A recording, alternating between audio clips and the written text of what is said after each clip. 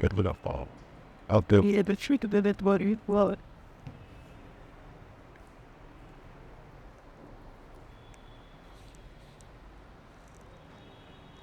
Hi everyone, wish you going well and super welcome to Super Academy. I hope you are doing great. तो आज हमारा chapter होने वाला है chapter number 3, जिसमें हम संविधान की प्रमुख विशेषताओं को पढ़ेंगे। आपने अगर प्रीवियस ईयर क्वेश्चंस देखे होंगे तो उसमें विशेषताओं से संबंधित कई सारे क्वेश्चंस आपसे पूछे जाते हैं। भारत के संविधान में कौन कौन सी मुख्य विशेषताएं, हमने किन किन चीज़ों को इंक्लूड किया है, कौन सी चीज़ हमने कहाँ से ली है, भारतीय संविधान इतना विस्तृत क्यों है, लाइक दैट। तो इस तरह के क्वेश्चंस आपसे पूछे जाते हैं, तो इसीलिए आपका ये वाला चैप्टर हो जाता है इम्पॉर्टेंट। और इससे भी ज़्यादा जब आप आगे कॉन्स्टिट्यूशन को पढ़ने वाले हैं तो उससे पहले आपको कॉन्स्टिट्यूशन का एक ब्रीफ इंट्रोडक्शन पता होना चाहिए कि हमारे कॉन्स्टिट्यूशन में क्या क्या चीज़ों को इंक्लूड किया गया है और क्यों इंक्लूड किया गया है। ठीक है, तो हम अपने कॉन्स्टिट्यूशन को इन ब्रीफ आज समझने वाले हैं कि हमारे कॉन्स्टिट्यूशन में क्या क्या चीज़ें दी गई हैं, उनको क्या क्या इंक्लूड किया गया है, इसको हम विशेषताओं में पढ़ते हैं।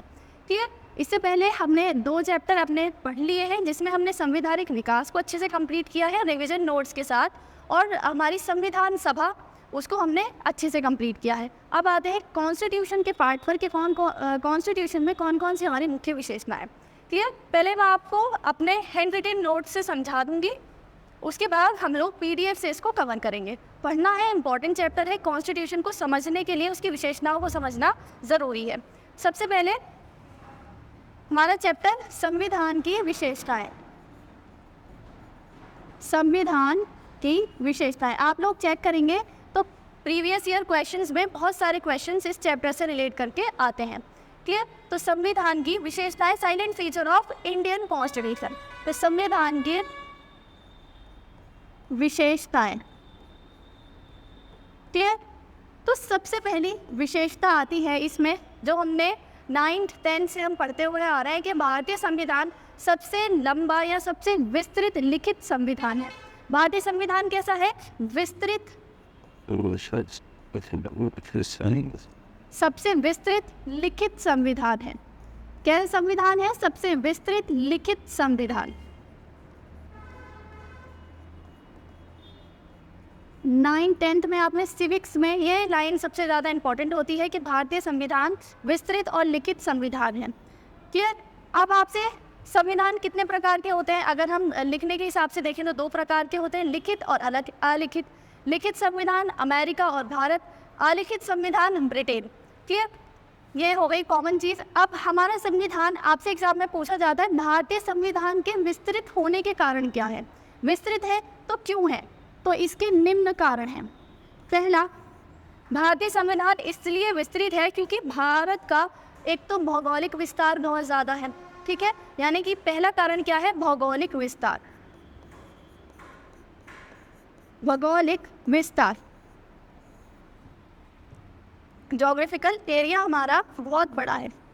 विस्तार, वर्ल्ड का 7th लार्जेस्ट कंट्री है इंडिया। क्लियर? तो हमारा भौगोलिक विस्तार ज़्यादा है। दूसरा, भारतीय संविधान के विस्तृत होने के कारण है भारत की विविधता। चाहे हम धार्मिक आधार पर देखें, चाहे सांस्कृतिक आधार पर देखें, जाति के आधार पर देखें, धर्म के आधार पर देखें, वर्ग के आधार पर देखें, भाषा के आधार पर देखें, तो सभी आधारों पर भारत में बहुत सारी विविधता है। तो हर एक कम्युनिटी को, हर एक जगह को ध्यान में रखते हुए संविधान को तैयार किया गया, इसीलिए भारतीय संविधान इतना विस्तृत बनकर तैयार हुआ। तो भारत की विविधता भी भारत के संविधान के विस्तृत होने का एक कारण है। तो भारत की विविधता, भारत की विविधता।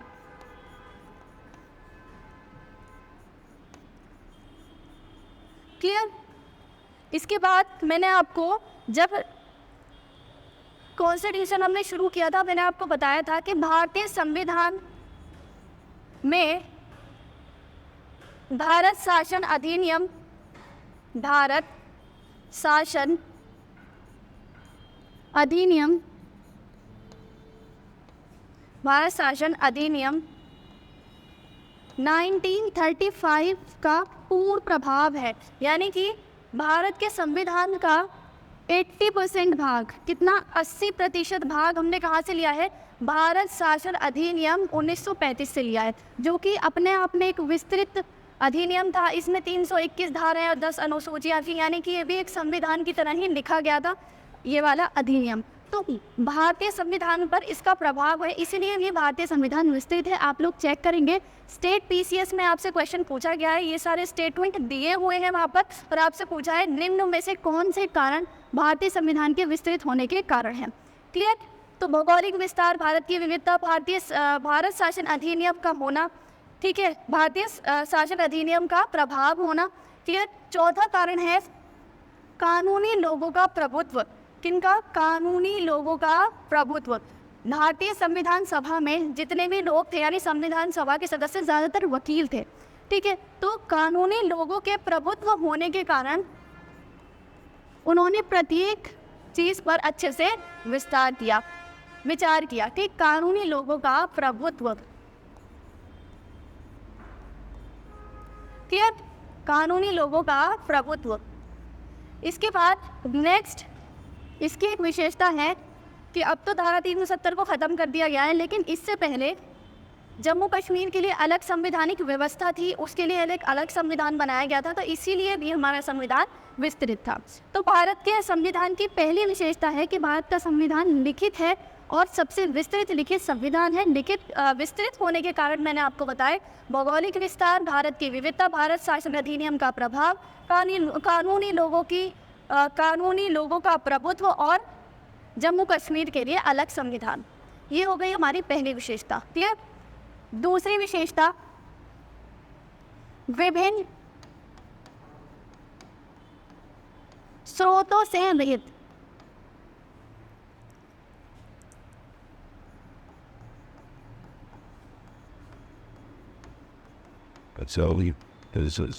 भारतीय संविधान को बनाने से पहले जो हमारी ड्राफ्ट कमेटी थी, उसने लगभग 60 से अधिक देशों का संविधान का अध्ययन किया और उसको अपने संविधान के अनुसार अपनाया।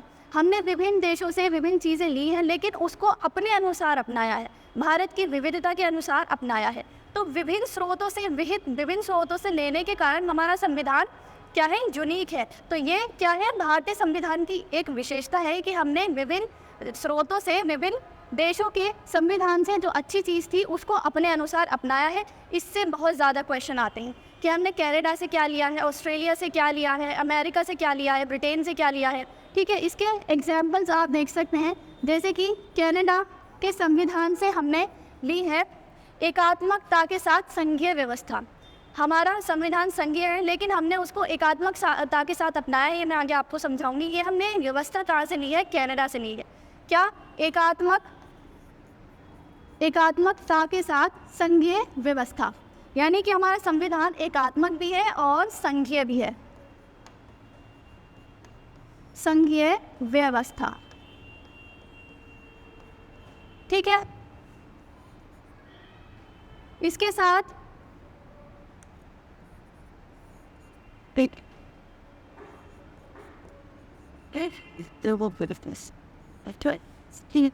समवर्ती या अपशिष्ट शक्तियाँ किसके पास होना? केंद्र के पास होना। अपशिष्ट शक्तियों का केंद्र के पास होना, ये कहाँ से लिया है? मैं आपको ऐसे ही बता देती हूँ, नहीं तो लंबा हो जाएगा। अपशिष्ट शक्तियों का केंद्र के पास होना, ये कहाँ से लिया है? हमने कनाडा से लिया है। राज्यपाल की नियुक्ति हमने कहाँ से ली है? कनाडा से ली है, कि केंद्र द्वारा राज्यपाल की नियुक्ति की जाती है। ये प्रावधान हमने कहाँ से लिया है? कनाडा से लिया है। यूएस के संविधान से अपने मौलिक अधिकार लिए हैं, यानी कि फंडामेंटल राइट लिए हो। ठीक है। जुडिकल रिव्यू, न्यायिक पुनर्वेलन की शक्ति हमने कहाँ से ली है? जुडिकल रिव्यू की शक्ति हमने अमेरिका से ली है।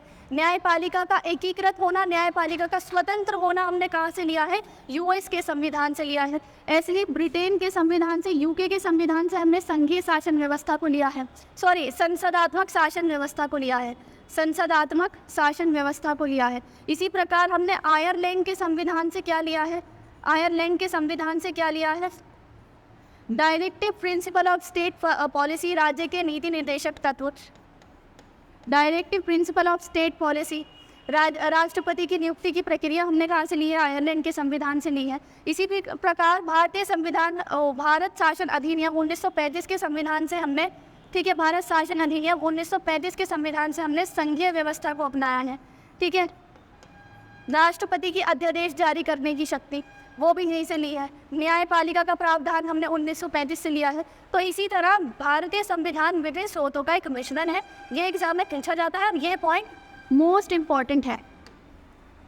विशेषताओं में से सबसे ज़्यादा क्वेश्चन इसी पार्ट से आते हैं। तो ये वाला पार्ट हमने कहाँ से क्या लिया है, इसको आपको अच्छे से कवर करना है। क्लियर? एग्जाम्पल्स मैंने आपको दे दिए। देन नेक्स्ट आता है कठोर लचीला संविधान। कठोर और लचीला संविधान। कठोर का हमने संविधान को कठोर भी बनाया है और लचीला भी बनाया है। इसको अनम्य और अनम्य संविधान भी कहते हैं। ठीक है, कठोर और लचीला संविधान, इसका मतलब क्या होता है? कठोर का मतलब होता है कि संविधान में जो संशोधन किए जाएंगे उसकी व्यवस्था कठोर है। ठीक है, जब संशोधन बहुत विशेष प्रावधानों के अनुसार किए जाएंगे तो संविधान की कठोरता कहलाई जाती है। और जब संविधान में संशोधन सामान्य प्रक्रिया द्वारा हो जाते हैं तो उसको बोलते हैं लचीला संविधान।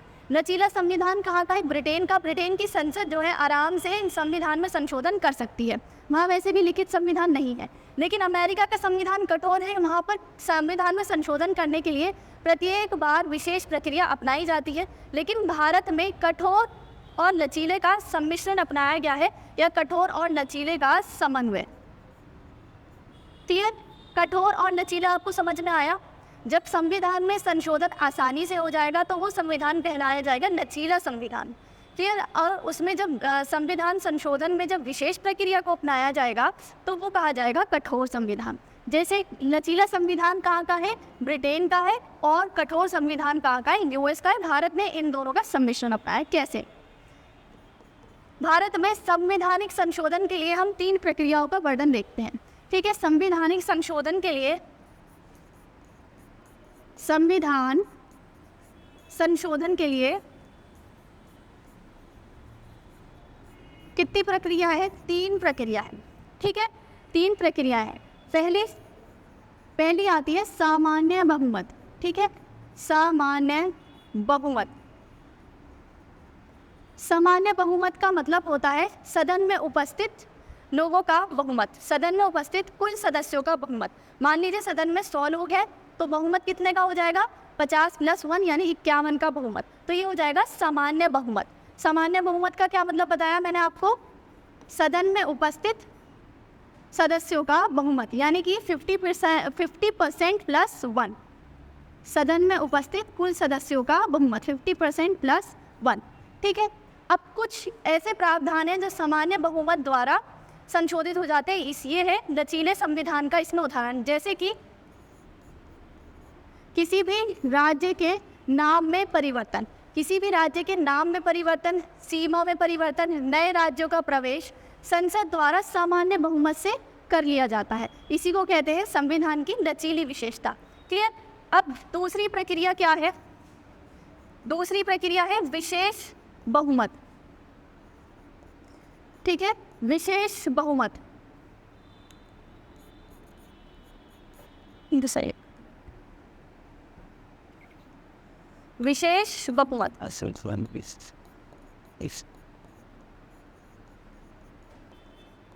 क्लियर?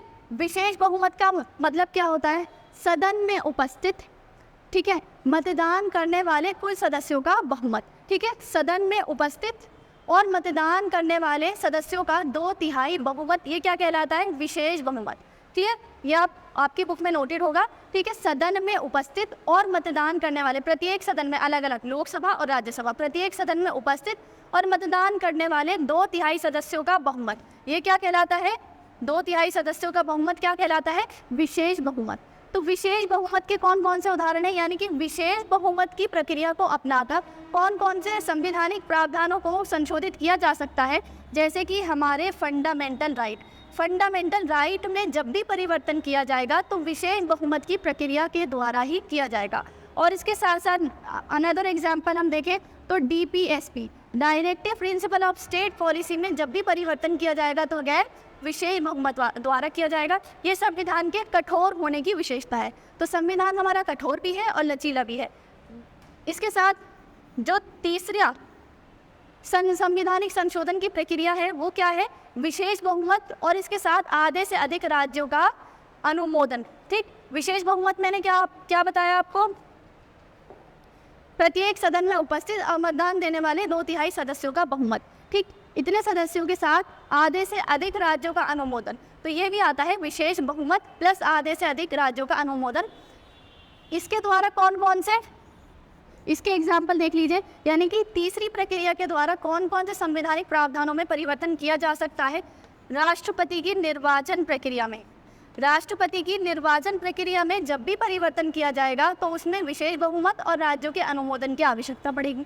क्लियर? इसके साथ इसका दूसरा एग्जाम्पल हम देख सकते हैं कि केंद्र और राज्यों की शक्तियों में जब भी परिवर्तन किया जाएगा, क्योंकि वो राज्यों से संबंधित है, तो केंद्र और राज्यों की शक्तियों में जब भी परिवर्तन किया जाएगा, विस्तार की जाएंगी, कम की जाएंगी, तो भी राज्यों के अनुमोदन की आवश्यकता पड़ेगी।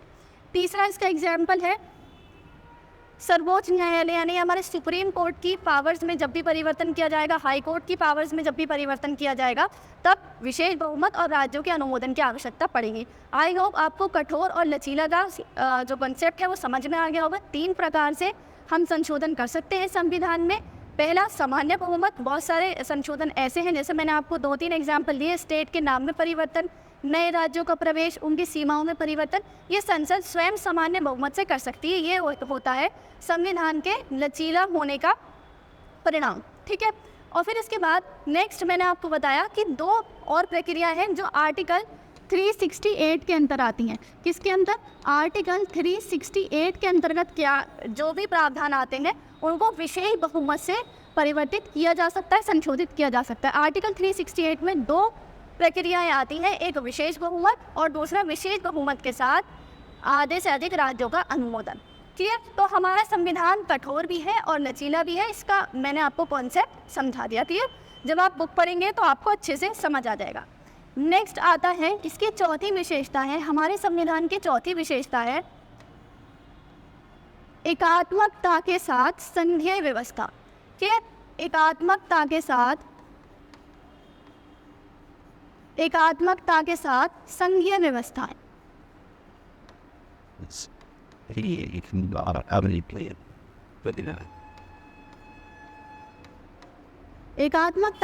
संघीय व्यवस्था। पहले आप समझिए, संघीय व्यवस्था मैंने आपको बताई थी। संघीय व्यवस्था का मतलब क्या होता है? संघीय व्यवस्था का मतलब होता है सेपरेशन ऑफ पावर। जब पावर्स को डिवाइड कर दिया जाता है वो कहलाती है संघीय व्यवस्था। जैसे कि हमारे संविधान में शक्तियों का बंटवारा किया गया है, किसके बीच? केंद्र, राज्य और जो स्थानीय निकाय हैं यानी कि लोकल गवर्नमेंट, उनके बीच शक्तियों का विभाजन किया गया है। ठीक है, मेनली हम देखते हैं 3 सूची, संघ सूची, समवर्ती सूची और राज्य सूची। ठीक, अपशिष्ट सूची जो शक्तियाँ हैं वो किसके पास है? वो केंद्र के पास है। तो इन सूचियों में जो शक्तियों का विभाजन किया गया है और राज्यों को पावर दी गई है कि वो अपने जो राज्य के विषय हैं उन पर कानून निर्माण कर सकती है, ये क्या है? संघीय व्यवस्था के लक्षण है। इसके साथ साथ संघीय व्यवस्था के और कौन कौन से लक्षण हैं जो भारत में देखने को मिलते हैं? ठीक है, संघीय व्यवस्था के साथ तो संघीय व्यवस्था के कौन कौन से लक्षण हैं? पहला तो लिखित संविधान। लिखित संविधान, अब इसको समझिए, ये एग्जाम में आता है, एग्जाम में आपसे पूछा गया है, आप प्रीवियस ईयर चेक करेंगे कि निम्नलिखित में से भारत की संघीय व्यवस्था होने के लक्षण हैं। उसमें आपके ये जितने भी ऑप्शंस थे ये दिए गए थे, उसमें से आपको चुनना था कि इनमें से कौन कौन से संघीय व्यवस्था को प्रमोट करते हैं। तो पहला आता है लिखित संविधान। लिखित संविधान क्यों संघीय व्यवस्था को बढ़ावा देता है? संघीय व्यवस्था का मतलब मैंने आपको बताया, जहाँ राज्यों का भी शासन में भागीदारी होती है, यानी कि दोनों केंद्र और राज्य सहायता के हिसाब से, सहकारिता के हिसाब से कार्य करते हैं।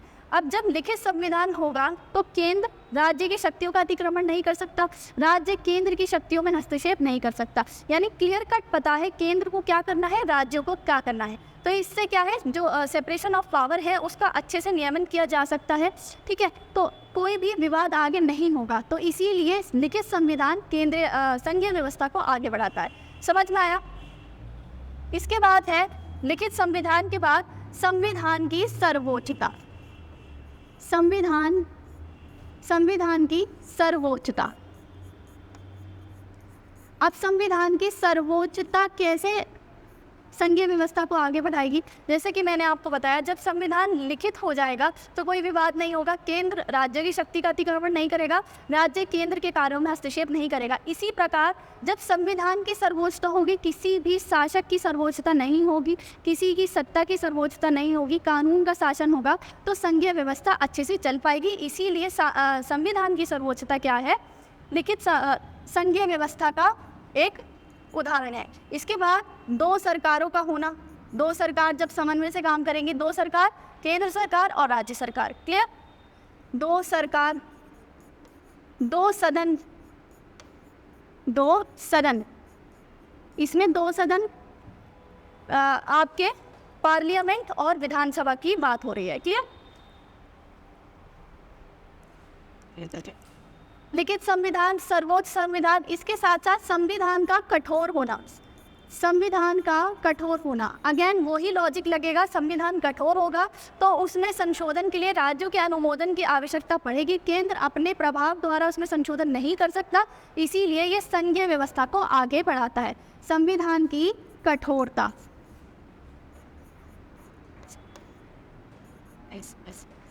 ठीक है, संविधान की कठोरता। इसके साथ साथ न्यायिक स्वतंत्रता, न्यायालय की स्वतंत्रता भी संघीय व्यवस्था को आगे बढ़ाती है। ये इंपॉर्टेंट है, पूछे गए हैं एग्जाम में, इसलिए मैंने आपको ये पॉइंट नोट कराए हैं, ध्यान से पढ़ने, इनको स्किप नहीं करना है, ठीक है? न्यायिक स्वतंत्रता कैसे आपके संघीय व्यवस्था को आगे बढ़ाती है? अगर केंद्र कोई भी ऐसी विधि बनाता है, कोई भी ऐसा लॉ बनाता है जो राज्यों की शक्ति का अतिक्रमण करता है, मौलिक अधिकारों का अतिक्रमण करता है, तो क्या होगा? संविधान के विरुद्ध होता है, तो ये जुडिकल रिव्यू द्वारा कौन? सुप्रीम कोर्ट उसको अमान्य घोषित कर देगा, शून्य घोषित कर देगा। इसीलिए न्यायिक स्वतंत्रता भी संघीय व्यवस्था को बनाए रखने के लिए आवश्यक है। इसीलिए संघीय व्यवस्था का ये एक उदाहरण है, क्या? न्यायिक स्वतंत्रता। तो संघीय व्यवस्था आपको समझ में आ गई, फेडरल सिस्टम है।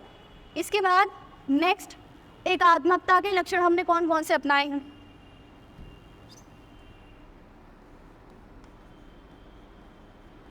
एकात्मकता, एकात्मकता के लक्षण कौन कौन से हैं? एकल संविधान, एकल संविधान, हमारा संविधान एक है, सभी राज्यों के लिए भी एक है और केंद्र के लिए तो एक है ही।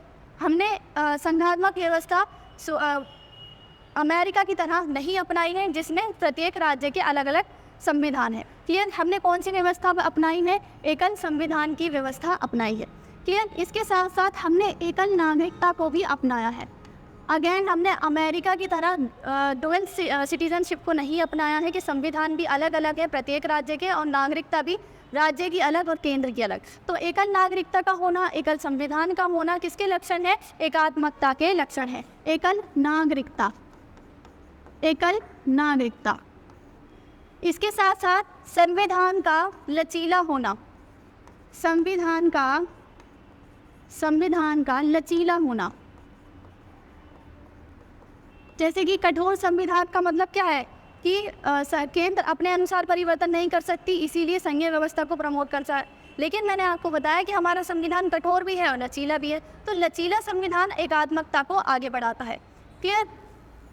इसके साथ साथ केंद्र द्वारा राज्यों में राज्यपाल की नियुक्ति, केंद्र द्वारा राज्यों में राज्यपाल की नियुक्ति, ये किसका उदाहरण है? राज्यपाल की नियुक्ति। राज्यपाल की नियुक्ति किसका उदाहरण है? एकात्मकता का उदाहरण है। इसके बाद IAS, IPS ऑफिसर्स की नियुक्ति किसके द्वारा की जाती है? केंद्र के द्वारा की जाती है। कहाँ पर की जाती है? राज्यों में की जाती है। तो ये भी एकात्मकता के लक्षण को दिखाते हैं।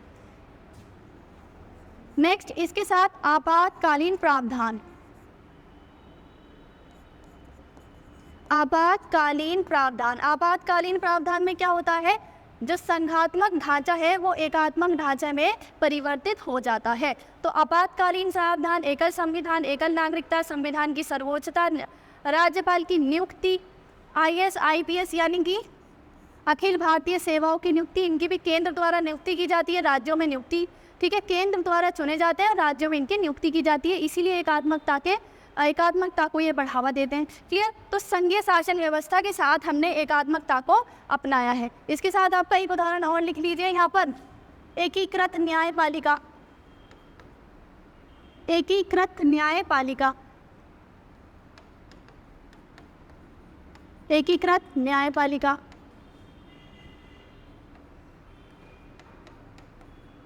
ये सारे ऑप्शंस आपसे पूछे गए थे, आप लास्ट ईयर के पेपर देखेंगे तो उसमें आपसे पूछे गए थे। तो 3 विशेषताएं हमने पढ़ी, 4, ठीक है। कठोर और लचीला संविधान, एकात्मकता के साथ संघीय व्यवस्था, ठीक है। नेक्स्ट आता है संविधान का संसदीय स्वरूप या संसदात्मक शासन व्यवस्था। संसदात्मक शासन व्यवस्था, संसदात्मक शासन व्यवस्था। पार्लियामेंट्री फॉर्म ऑफ गवर्नमेंट को हमने अपनाया है। संसदात्मक शासन व्यवस्था ये हमने कहाँ से ली है? यूके से ली है। कहाँ से ली है? ब्रिटेन से ली है। पहला फैक्ट तो आप ये ध्यान रखेंगे। क्लियर? अमेरिका में कौन सी व्यवस्था है? अध्यक्षात्मक शासन व्यवस्था, पार्लियामेंट्री फॉर्म ऑफ गवर्नमेंट। लेकिन हमने प्रेसिडेंशियल फॉर्म ऑफ गवर्नमेंट हमने कौन सी अपनाई है? Parliamentary form of government. अब संसदात्मक शासन व्यवस्था के भी आपसे लक्षण पूछे गए थे कि संसदात्मक शासन व्यवस्था के निम्नलिखित में से लक्षण हैं। क्लियर? तो संसदात्मक शासन व्यवस्था कौन सी होती है? पहला तो आपको ध्यान रखना है, जहाँ कार्यपालिका और विधायिका में समन्वय होता है वो होती है संसदात्मक शासन व्यवस्था। कैसे? आप संसद में लोकसभा के निर्वाचन हुआ है, क्लियर? सभी सदस्य कहाँ निर्वाचित होके गए हैं? लोकसभा में। लोकसभा में जो बहुमत दल के नेता हैं उनको बना दिया जाएगा प्रधानमंत्री, और उनकी परामर्श के अनुसार राष्ट्रपति उनकी मंत्रिमंडल को तैयार करेंगे। तो यानी कि जो विधायिका है उसी के सदस्यों में जो बहुमत दल है उसको बना दिया जाता है कार्यपालिका। तो कार्यपालिका और विधायिका में समन्वय होता है, यही होती है क्या? संसदात्मक शासन व्यवस्था। क्लियर? तो ये पहला लक्षण है इसका, कार्यपालिका और विधायिका में समन्वय। कार्यपालिका और विधायिका में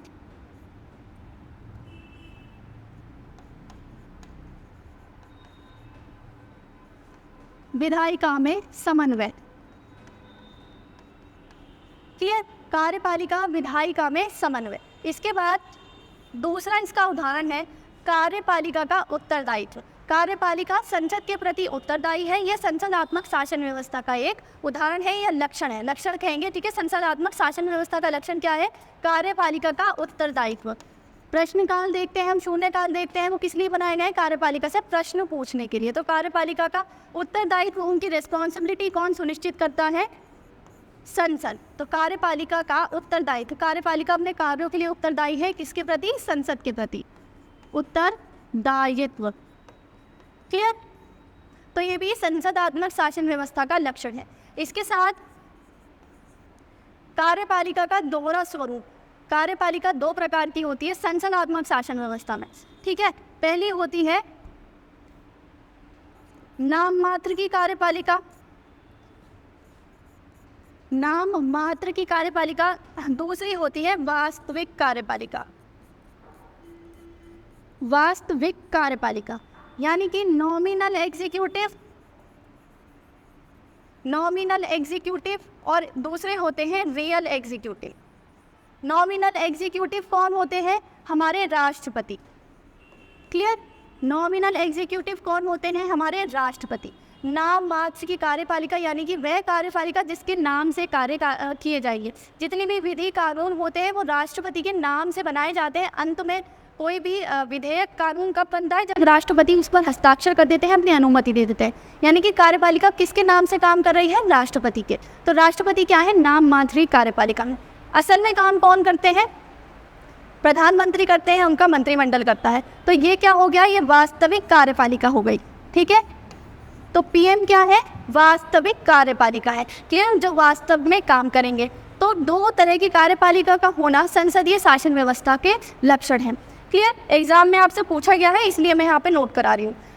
अब एक चीज़ और पूछी जाती है कि हमने संसदात्मक शासन व्यवस्था को कहाँ से लिया है? यूके से लिया है। लेकिन भारत और यूके की संसदात्मक शासन व्यवस्था में क्या अंतर है, तो वो आप यहाँ पर देख लीजिए। क्लियर? तो पहला अंतर क्या है यूके और इंडिया की प्रेसिडेंशियल फॉर्म ऑफ गवर्नमेंट में? पहला तो अंतर यह है कि हमने गणतंत्र व्यवस्था को अपनाया है। किसको अपनाया है? गणतंत्र व्यवस्था को अपनाया है। गणतंत्र का मतलब होता है जहां देश का प्रधान निर्वाचित होता है। देश के प्रधान कौन? राष्ट्रपति निर्वाचित होते हैं। तो हमने संसदात्मक शासन व्यवस्था के साथ गणतंत्र को अपनाया है। इसीलिए हमारी जो संसदात्मक शासन व्यवस्था है वो यूके से भिन्न है। यूके में कौन होते हैं? किंग होते हैं, क्वीन होते हैं, जो वंशानुगतता के आधार पर चुने जाते हैं, ठीक है, मनोनीत होते हैं। ठीक है, दूसरी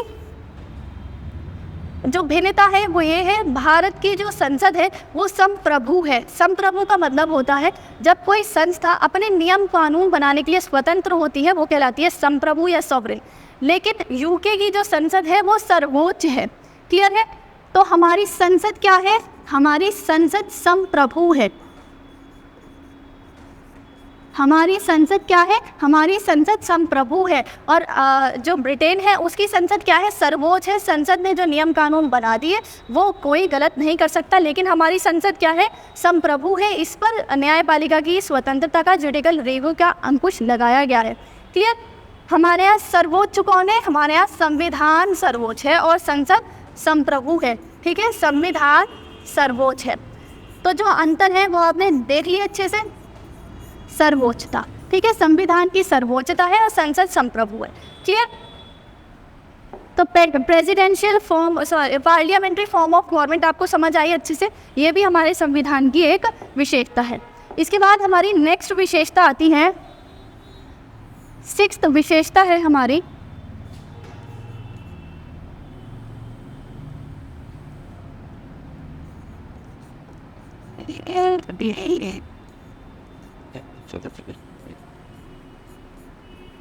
संघीय व्यवस्था के साथ। यस, इसको और क्लियरली पढ़ेंगे तो संसद की संप्रभुता और न्यायिक सर्वोच्चता में समन्वय। ठीक है, संसद की संप्रभुता, संसद की संप्रभुता और न्यायिक सर्वोच्चता में समन्वय। न्यायिक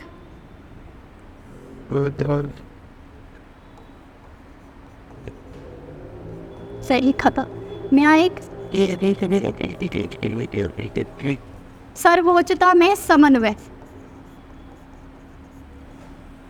ठीक है, संसद की संप्रभुता, मैंने आपको बताया संप्रभुता का, सॉवरेन का मतलब क्या होता है? जब कोई संस्था नियम कानून बनाने के लिए स्वतंत्र है वो संप्रभु है।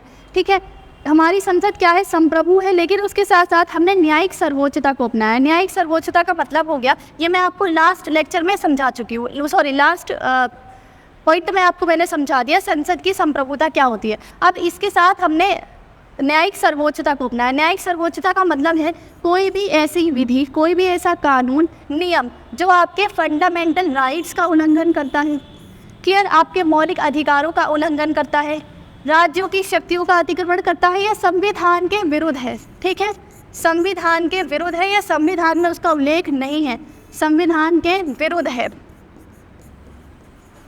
तो सुप्रीम कोर्ट उसको क्या घोषित कर सकता है? शून्य घोषित कर सकता है आर्टिकल 13 के तहत। ठीक है, तो सुप्रीम कोर्ट उसको क्या घोषित कर देगा? असंवैधानिक। क्या? असंवैधानिक या शून्य घोषित कर देगा।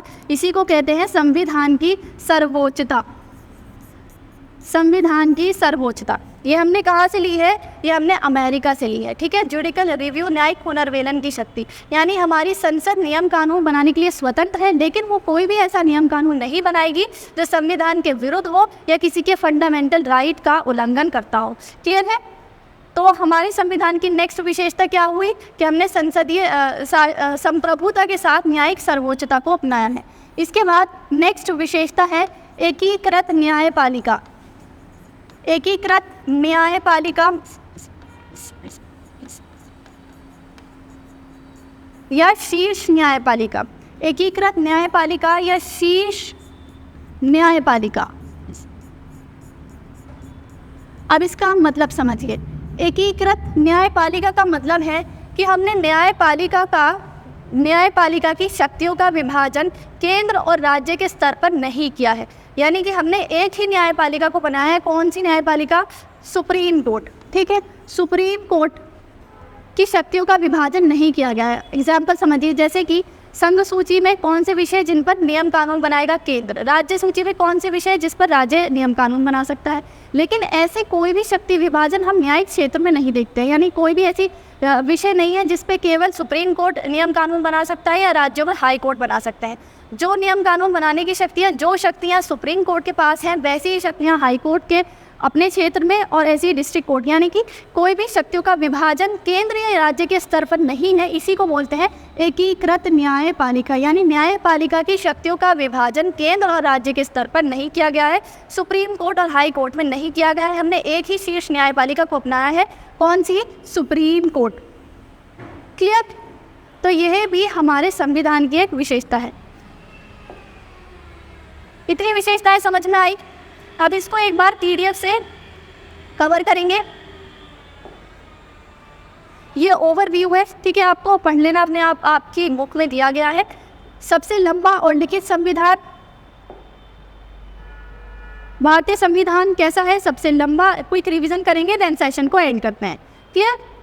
सबसे लंबा और लिखित संविधान है, 2 वर्गों में विभाजित। लिखित संविधान अमेरिका का संविधान, अलिखित संविधान जैसे ब्रिटेन का। ठीक है, विश्व का सबसे लंबा संविधान कौन सा है? भारत का संविधान है। जब ये मूल रूप से तैयार हुआ था तो इसमें 395 अनुच्छेद, 22 भागों में विभक्त और 8 अनुसूचियाँ थी। वर्तमान में इसमें 450 प्लस अनुच्छेद हैं। ठीक है, 25 भागों में विभक्त है और 12 अनुसूचियाँ हैं। क्लियर? तो ये कितना विस्तृत संविधान हमारा बनकर तैयार हुआ। इसके कारण मैंने आपको बता दिया। भौगोलिक विस्तार, भारत का विस्तार, भारत की विविधता, ऐतिहासिक उदाहरण के रूप में भारत शासन अधिनियम का शामिल होना, कानूनी लोगों का प्रभुत्व, यहाँ टाइपिंग में रह गया है, कानूनी लोगों का प्रभुत्व, और जम्मू कश्मीर के लिए अलग संविधान की व्यवस्था की गई थी, इसलिए विस्तृत हुआ।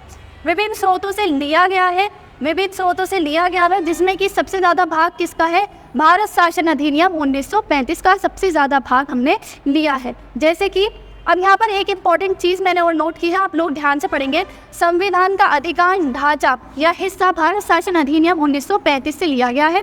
संविधान का दार्शनिक भाग, ठीक है, ये एग्जाम में पूछा गया है, संविधान का दार्शनिक भाग हमने कहाँ से लिया है। तो कई बार हम फैक्ट पढ़ लेते हैं कि हमने मौलिक अधिकार यहाँ से लिए हैं, नीति निर्देशक तत्व हमने यहाँ से लिए हैं, राष्ट्रपति की शक्तियाँ, कार्यकाल, ठीक है, यहाँ से लिया है। लेकिन हम कहाँ से, वो पूछा जाता है फैक्ट में। थोड़ी चीज़ें अलग से कॉन्सेप्ट भी समझना ज़रूरी है। तो दार्शनिक भाग का मतलब क्या होता है? जिसमें संविधान का दर्शन दिया गया है। दर्शन का मतलब यह है कि संविधान कैसे कार्य करेगा। संविधान में समानता होनी चाहिए, ठीक है, संविधान के अनुसार सभी राज्यों को, सभी व्यक्तियों को, नागरिकों को स्वतंत्रता मिलनी चाहिए, आर्थिक समानता मिलनी चाहिए, समाजवाद होगा, लोकतंत्र होगा, गणतंत्र होगा। तो ये क्या है? संविधान के दर्शन है। तो ये क्या हो गया? ये दार्शनिक भाग हो गया। तो संविधान का दार्शनिक भाग हमने किस में देखने को मिलता है? मौलिक अधिकारों में। ठीक है, स्वतंत्रता होगी, समानता होगी, धर्मनिरपेक्षता होगी, किस में दिया गया हुआ है? मौलिक अधिकारों में। तो क्या है ये? संविधान का दार्शनिक भाग। और इसके साथ साथ राज्य के नीति निर्देशक तत्व, ये भी दार्शनिक भाग है। ठीक है, समाजवाद है, लोकतंत्र है, गणतंत्र है, तो ये क्या है? दार्शनिक भाग है। तो आपको ध्यान रखना है संविधान का दार्शनिक भाग कौन सा है? मौलिक अधिकार और राज्य के नीति निर्देशक तत्व। मौलिक अधिकार हमने अमेरिका के संविधान से लिए हैं, राज्य के नीति निर्देशक तत्व हमने आयरलैंड के संविधान से लिए हैं। और यहाँ पे मेंशन भी है अमेरिका और आयरलैंड के से प्रेरित है। अब राजनीतिक भाग, कैबिनेट सरकार का सिद्धांत, ये कहाँ से लिया है? हमने यूके के संविधान से लिया है। अभी बताया मैंने आपको संसदात्मक शासन व्यवस्था। और कार्यपालिका और विधायिका का संबंध, ये हमने कहाँ से लिया है? ब्रिटेन के संविधान से लिया है। अगेन मैंने अभी आपको बताया। तो ये कौन सा हो गया? राजनैतिक भाग। तो समझ में आ गया, राजनैतिक भाग हमने कहाँ से लिया है? ब्रिटेन से। और जो दार्शनिक भाग है, मौलिक अधिकार और राज्य के नीति निर्देशक तत्व, ये मैंने आपको बता दिए। कनाडा के संविधान से मैंने अभी आपको एग्जाम्पल दिया। ये मोस्ट इंपॉर्टेंट है, आप लोग प्रीवियस ईयर चेक करेंगे तो हमेशा हर साल एक क्वेश्चन तो लगभग पूछा ही जाता है इस वाले पार्ट से। क्लियर? भारतीय संविधान का संविधान पर सबसे ज़्यादा प्रभाव किसका था? 1935 के अधिनियम का, जिसमें हमने क्या लिया है? संघीय व्यवस्था, न्यायपालिका, राज्यपाल, आपातकालीन अधिकारी, मैंने आपको पढ़ा दिया। क्लियर? नम्यता और अनम्यता का समन्वय यानी कि कठोर संविधान और लचीला संविधान। जहाँ आराम से संशोधन हो जाएंगे वहाँ लचीला संविधान, जहाँ संशोधन के लिए विशेष प्रक्रिया अपनानी पड़ेगी तो क्या हो जाएगा, वो कठोर संविधान हो जाएगा। हमने दोनों का समन्वय अपनाया है क्योंकि हमारे संविधान में विशेष प्रावधान द्वारा भी संशोधन किए जाते हैं और सामान्य प्रावधान द्वारा भी संशोधन किए जाते हैं। आपको ध्यान रखना है, विशेष प्रक्रिया का वर्णन मैंने आपको बताया आर्टिकल 368 में किया गया है, जिसमें विशेष बहुमत और विशेष बहुमत के साथ आधे से अधिक राज्यों का बहुमत किसमें दिया गया है, आर्टिकल 368 में। क्लियर? ये मैंने आपको पढ़ा दिया अन्य राज्यों में प्रावधान के लिए, संशोधन के लिए। फिर इसके बाद एकात्मकता की झुकाव के साथ संघीय व्यवस्था। यहाँ मेंशन कर दिया है मैंने संघीय सरकार के कौन कौन से लक्षण हैं। संघीय सरकार के कौन कौन से लक्षण हैं, संघीय सरकार के कौन कौन से लक्षण अभी बताए मैंने आपको। लिखित संविधान, शक्तियों का विभाजन, तो संघीय व्यवस्था का मतलब ही होता है शक्तियों का विभाजन। लिखित संविधान, संविधान की सर्वोच्चता, संविधान की कठोरता, स्वतंत्रता, न्यायपालिका, द्विसदनीयता। एकात्मकता के लक्षण क्या है, सशक्त केंद्र का होना, एकल संविधान, एकल नागरिकता, संविधान का लचीलापन, न्यायपालिका, एकीकृत न्यायपालिका, केंद्र द्वारा राज्यों की नियुक्ति, अखिल भारतीय सेवाएं, आपातकालीन प्रावधान। ये सब मैंने आपको नोट करा दिया। अच्छा, एक चीज़ और यहाँ पर पूछी जाती है, संघीय शब्द का इस्तेमाल नहीं किया है संविधान में। क्लियर? संघीय का मतलब होता है फेडरल, फेडरल का यहाँ पर इस्तेमाल नहीं किया गया है। फेडरल की जगह हमने क्या अपना यूज़ किया है, यूनियन। संविधान में लिखा है India the union of state. ठीक है, इंडिया क्या है, यूनियन ऑफ स्टेट है। यूनियन ऑफ स्टेट का मतलब होता है, आर्टिकल 1 में कहा गया है इंडिया यूनियन ऑफ स्टेट। इसका मतलब क्या होता है, किसी भी राज्य को संघ से अलग होने का अधिकार नहीं है, और जो भारत है वो किसी भी राज्य के मध्य समझौते का परिणाम नहीं है। ये दो मतलब होते हैं किसके, संघ के या यूनियन के। क्लियर? तो एग्ज़ाम में आपको संघ पर नहीं जाना है, इंग्लिश वाला पेपर दोनों में आता है, इंग्लिश और हिंदी, तो आप यूनियन ऑफ स्टेट पर क्लिक करेंगे, राइट करेंगे। ठीक है, यूनियन ऑफ स्टेट पर मार्क करेंगे, जिसके दो मतलब होते हैं। भारत संघ जो है राज्यों के बीच किसी समझौते का परिणाम नहीं है, किसी भी राज्य को भारत संघ से अलग होने का अधिकार नहीं है। ठीक है, सरकार का संसदीय रूप, ये मैंने आपको समझा दिया। सरकार का संसदीय रूप यहाँ पर ये इंपॉर्टेंट है, इसको आप मेंशन कर लेना, नोट डाउन कर लेना। वास्तविक नाम मात्र की कार्यपालिका, ये दिया गया है संसदात्मक शासन व्यवस्था के लक्षण। मैंने आपको बताया एग्जाम में आपसे पूछा जाता है कि निम्न में से संसदात्मक शासन व्यवस्था के लक्षण कौन से हैं। तो वास्तविक नाम मात्र की कार्यपालिका की उपस्थिति, बहुमत दल की सत्ता। ठीक है, बहुमत दल की सत्ता, विधायिका के समक्ष कार्यपालिका की संयुक्त जवाबदेही या उत्तरदायित्व, विधायिका में मंत्रियों की सदस्यता, ये दोहरी सदस्यता लिखा हुआ है, दोहरी सदस्यता। ठीक है, दोहरी सदस्यता मैंने जैसे आपको बताया, विधायिका शब्दों का हेरफेर हो जाता है एग्जाम में, लेकिन कॉन्सेप्ट सेम रहता है। दोहरी सदस्यता का मतलब यह है विधायिका और कार्यपालिका में समन्वय। जो कार्यपालिका के सदस्य हैं वो विधायिका के भी सदस्य होंगे, चाहे लोकसभा के हों या राज्यसभा के। ठीक है, तो दोहरी सदस्यता का होना भी संसदात्मक शासन व्यवस्था के लक्षण है। इसके बाद प्रधानमंत्री या मुख्यमंत्री का नेतृत्व, निचले सदन का विघटन, ये इंपॉर्टेंट है, आप लोग नोट डाउन करेंगे, एग्जाम में आपसे पूछा गया है। कई बार इनको घुमा के भी पूछा जाता है, कॉन्सेप्ट यही रहता है, फैक्ट को घुमा देते हैं, तो आप उनको भी मेंशन कर लेना कि आगे जब आप पेपर दें तो उसमें अगर घुमा के भी पूछा जाता है तो आपको पता हो कि प्रीवियस ईयर क्वेश्चन में ऐसे पूछा गया था। क्लियर है? अंतर मैंने आपको बता ही दिया कि हमने गणतंत्र को अपनाया है और हमारी जो संसद है वह संप्रभु है, ना कि सर्वोच्च। संसदीय संप्रभुता और न्यायिक सर्वोच्चता में समन्वय, ये भी मैंने आपको बता दिया कि संप्रभुता का मतलब होता है जब नियम कानून बनाने के लिए स्वतंत्र है, लेकिन इतनी स्वतंत्र नहीं है कि आपके फंडामेंटल राइट को वॉल्यूट कर दे। नेक्स्ट आता है सरकार का संसदीय रूप, ये मैंने आपको पढ़ा दिया, यहाँ पर थे हम। ठीक है, ये भी आपको मैंने अच्छे से समझा दिया। एकीकृत न्यायपालिका और स्वतंत्र न्यायपालिका, न्यायपालिका स्वतंत्र है, ठीक है, और न्यायपालिका एकीकृत है, इसकी शक्तियों का विभाजन नहीं किया गया है। भारत की न्यायिक व्यवस्था में सर्वोच्च न्यायपालिका कहाँ पर है? शीर्ष पर है। इसके नीचे राज्य स्तर पर उच्च न्यायालय, राज्यों में उच्च न्यायालयों के नीचे क्रमवार अधीनस्थ न्यायालय, जिला न्यायालय दिए गए हैं। लेकिन हालांकि अमेरिका में संघीय कानूनों को संघीय न्यायपालिका और राज्य कानूनों को राज्य न्यायपालिका लागू करती है। ठीक है, तो आपको ध्यान रखना इस तरह का विभाजन अमेरिका में है क्योंकि वहाँ सशक्त संघीय सेपरेशन ऑफ पावर को अपनाया गया है, लेकिन भारत में नहीं है। क्लियर है? हमारे यहाँ एकीकृत न्यायपालिका है, सर्वोच्च न्यायपालिका संघीय अदालत है, शीर्ष पर न्यायपालिका है, मौलिक अधिकारों को लागू करती है, इसको इसीलिए इसको गार्जियन कहा जाता है। ठीक है, तो यहाँ तक जो विशेषताएं हैं आज हमने यहाँ तक कंप्लीट करी। इससे आगे जो संविधान की विशेषताएं हैं थोड़ी सी रह गई हैं, वो हम अपने नेक्स्ट लेक्चर में कंप्लीट करेंगे। Thank you so much. लेकिन आपको सभी को नोट्स ज़रूर से बनाने हैं, रिवीजन अच्छे से करना है। Stay safe, stay healthy. Okay, thank you so much.